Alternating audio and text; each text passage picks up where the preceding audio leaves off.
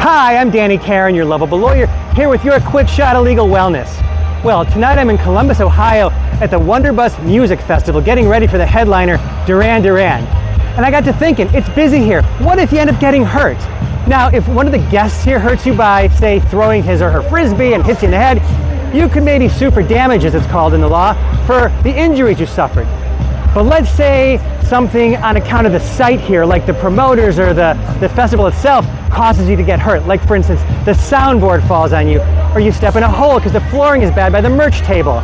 You have a claim against the promotion company, the promoters, the event.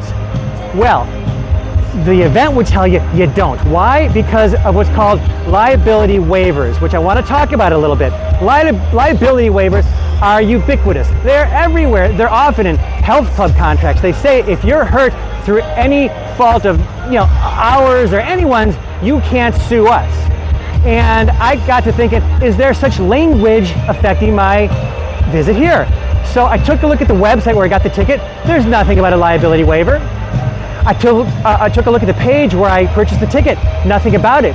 I took a look at the ticket, which was already after I'd done the deal, after I bought it. And at the bottom, and I highlighted it here for you, it says, if you want to take a look at extra terms and conditions, go to another website.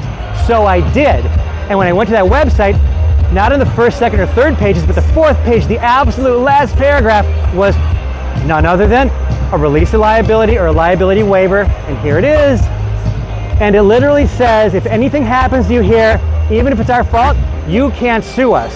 Well, that's often nonsense. It's often unenforceable. That's what's called an adhesion contract. Take it or leave it. You have no choice but to agree to it, if that is you even see it, which often you don't. And if something happens, you can't sue them. Not so fast. Those clauses are generally considered void as against public policy. They're so ugly and one-sided that the courts just don't want to enforce them. So if you're hurt in a health club, if your cell phone blows up and there's a release of liability language in the box, or if you're hurt at a music festival, don't be so quick to think, oh, because they say you have no claim, that you don't. Often, you do. So take a look, be smart, be safe, and think about it before taking their word for it. And that way you'll stay safe and sound. If you want to learn more about legal wellness, please subscribe to my YouTube page or visit me at yourlovablelawyer.com. And until next time, I'm Danny Karon, your Lovable Lawyer.